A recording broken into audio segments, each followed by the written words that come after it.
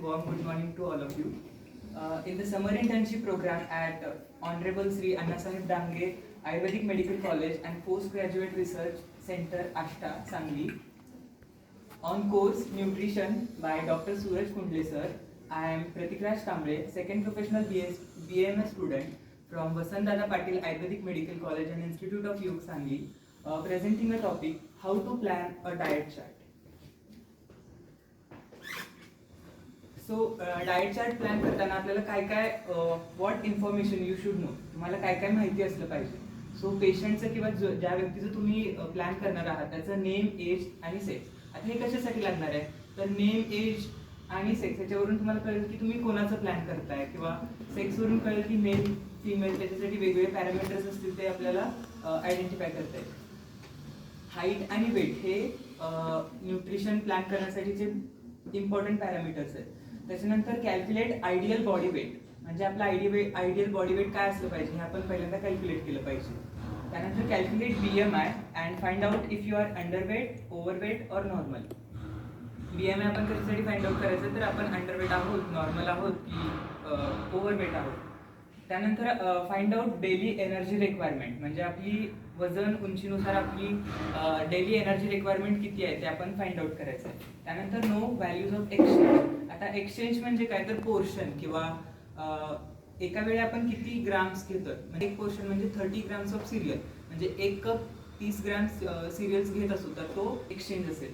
त्यानंतर प्लॅन अ diet chart, एक्सचेंजच्या values, त्यातून किती कॅलरीज आपल्याला मिळणार आहेत ते बघून आपण काय करायचं आहे, एक डाएट चार्ट प्लॅन करायचा.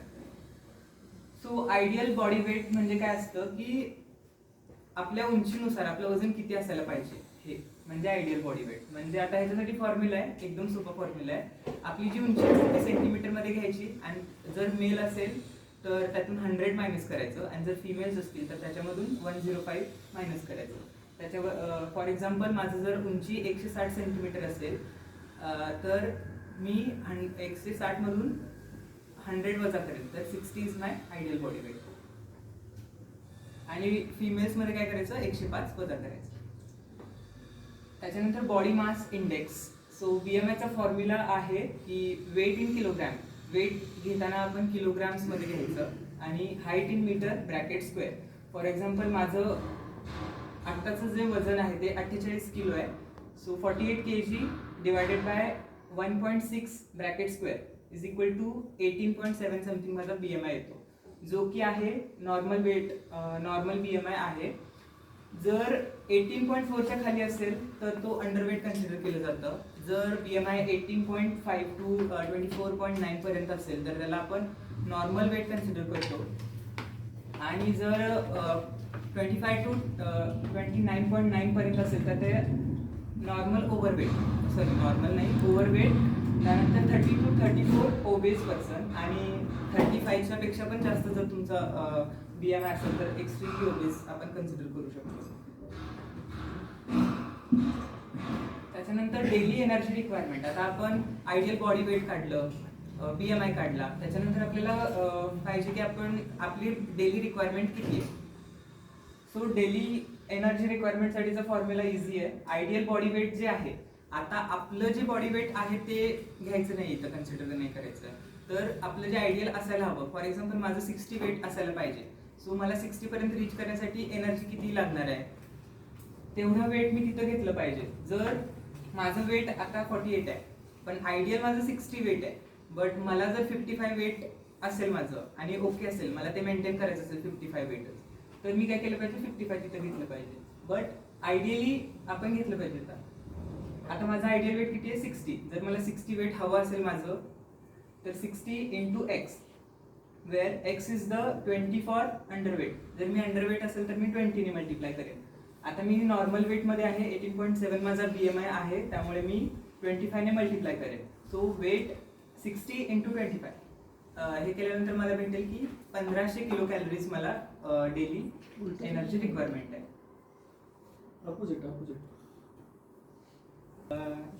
Correction, overweight normal okay, 25 is normal. 30. आता ओव्हरवेटला आपण जास्त कॅलरीज देऊन चालणार आहे का, नाही चालणार. सो ओव्हरवेटला आपण कमी द्यायचे, 20 कॅलरीज 20 न मल्टिप्लाय करायचं आहे, आणि अंडरवेटसाठी त्याचं वजन वाढण्यासाठी पण जास्त कॅलरीज द्यायचे आहेत त्याला. So multiply by 30. Next, how to distribute. आता ज्या कॅलरीज असतील त्या कसं डिस्ट्रीब्यूट करायच्या. जर ऑलरेडी फॅटी पर्सन असेल तर त्याला आपण कार्बोहायड्रेट्स मॅक्झिमम द्यायचे 70%, त्यानंतर प्रोटीन्स 20% द्यायचे आणि फॅट्स 10% मिनिमम द्यायचे. जर अंडरवेट पर्सन असेल तर त्याच्या सॉरी हां थोडंसं करेक्शन आहे. फॅटी पर्सन असेल तर आपल्याला कार्बोहायड्रेट आणि फॅट कमी करावं लागतील, प्रोटीन इन्क्रीड नॉर्मल फॅट. परंतु जर पर्सन अंडरवेट असेल तर आपल्याला एनर्जी कंटेंट जास्त देण्यासाठी फॅट वाढवली तरी चालू शकते थोडीशी. अंडरवेट पर्सन मध्ये लक्षात ठेवायचं की त्याला आपल्याला वजन वाढवायचं आहे. सो हेल्दी फॅट्स घेऊन आपण त्याचं काय करायचं आहे, वजन वाढवायचं. सो इथं फॅटचं पर्सेंटेज कमी दिलंय पण हे मी जास्त करायला पाहिजे.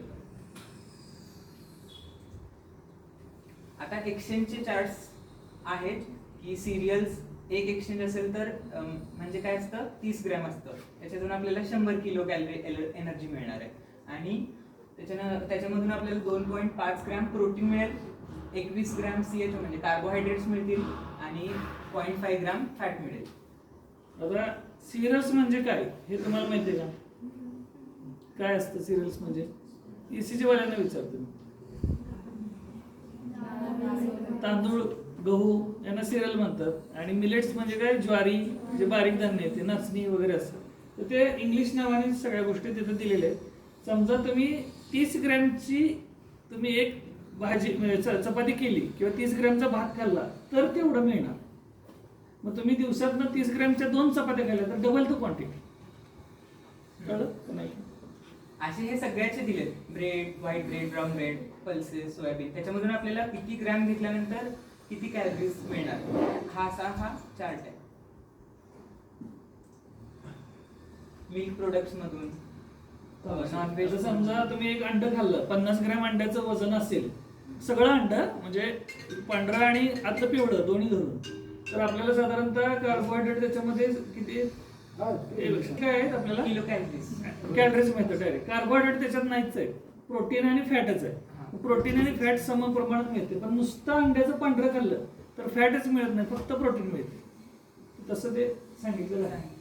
असं हे nonveg, sugar, jaggery, fats and oil. त्याच्यानंतर आता आपल्याला एक्सचेंज व्हॅल्यूज कळल्या. त्याच्यानंतर आपण काय करायचं की sample meal plan for adult man. त्याच्यामध्ये ब्रेकफास्टला आपण मिल्क, शुगर, सिरियल, पल्सेस. आता हे किती 100 ml, 15 ग्राम, 70 ग्राम म्हणजे त्याच्या कॅलरीज किती होतील, त्याला किती रिक्वायरमेंट आहे एनर्जीची. त्याच्यानुसार आपण बघितलं सिरियल्स 30 ग्रॅमला किती एनर्जी देत आहेत, 21 काहीतरी 20 देतात असं समजा. आता इथं किती सिरियल्स पकडले त्यांनी बघा, 70 ग्रॅम तिथं झाले. खाली बघा परत 120 ग्रॅम आणि खाली परत बघितलं तर 120. म्हणजे दिवसा 10 वेळा सिरियल्स घेतो. म्हणजे त्या सगळे जे काय एनर्जी आहे गुणिले 10 म्हणजे जवळपास यातनं आपल्याला 20 एकदा पहिले 200-300 कॅलरीज फक्त कशातनं मिळते, चपातीमधनं मिळते. चपाती किंवा भाकरी जे तुम्ही देणार आहात ते. हा मेन साठी आहे, हा वुमेन साठी आहे. त्याच्यानंतर डायटरी गाईडलाईन्स मध्ये काय काय सांगितलं तर ईट व्हरायटी ऑफ फ्रूट्स म्हणजे आपण सगळ्या प्रकारचे अन्न खाल्ले पाहिजेत. त्याच्यानंतर प्रेग्नेंट आणि लॅक्टेटिंग ज्या वुमेन्स आहेत त्यांना आपण जास्त प्रमाणात न्यूट्रिशन रिच डाएट दिला पाहिजे. Promote excessive breast feeding. 6 मंथचं बेबी 6 मंथ होईपर्यंत आपण त्याला एक्सक्लुझिव्ह ब्रेस्ट फिडिंग दिली पाहिजे. त्यानंतर feed home based semi solid foods after 6 month म्हणजे 6 महिन्यानंतर आपण लहान बाळांना सेमी सॉलिड फूड जे आहे ते दिलं पाहिजे. Adequate and proper diet for children, adolescents both in health and sickness. Healthy असू दे किंवा आजारी असू दे आपण चिल्ड्रन्सना आणि अडोलसन्सना ॲडिक्वेट आणि अप्रोप्रिएट अमाऊंट दिलं पाहिजे. त्यानंतर eat plenty of vegetables and fruits. Then ensure moderate use of edible oils, animal foods and very less use of ghee, butter, vanaspati. म्हणजे हे फॅट कन्सिडर केलंय सो ते कमी प्रमाणात घ्या असं सांगितलंय. Avoid over eating to prevent overweight and obesity. त्यानंतर exercise regularly, be physically active and maintain ideal body weight. Then restrict salt intake to the minimum. Then ensure use of safe and clean foods. Adopt right pre-cooking process and appropriate cooking methods. Then drink plenty of water and take beverages in moderation. Minimum use of processed foods rich in salt, sugar and fats. Then include micronutrient rich foods in the diet of elderly people to enable them to be fit and active. Elderly जे people असतील त्यांना आपण जे nutritions आहेत मायक्रोन्यूट्रिएंट्स आहेत ते योग्य त्या अमाऊंटमध्ये प्रोव्हाइड केले पाहिजे. त्याच्यानंतर फूड पिरामिड एक दिलेलं आहे. हे सिरियल्स आणि पल्सेस जे आहेत ते बेसला दिले आहेत, ते जास्त अमाऊंटमध्ये आपण घ्यायचे आहेत. त्याच्यानंतर व्हेजिटेबल जे आहेत ते आपण लिबरली घ्यायचे आहेत. त्यानंतर ऑइल्स, फॅट्स किंवा चिकन जे आहे ते मॉडरेटली खायचं आहे. आणि ईट स्पॅरिंगली, म्हणजे खूप कमी प्रमाणात काय खायचं आपल्याला, आईस्क्रीम, फास्ट फूड किंवा काही जे काय असेल ते. त्यानंतर exercise regularly and be physically active. आता आपला पिरामिड उलटा असतो. आईस्क्रीम वगैरे जास्त खाता तुम्ही, सो दिस इज जेवण कमी. Food pyramid. हॉस्टेलला असलं तर असंच असते उलट. थँक्यू.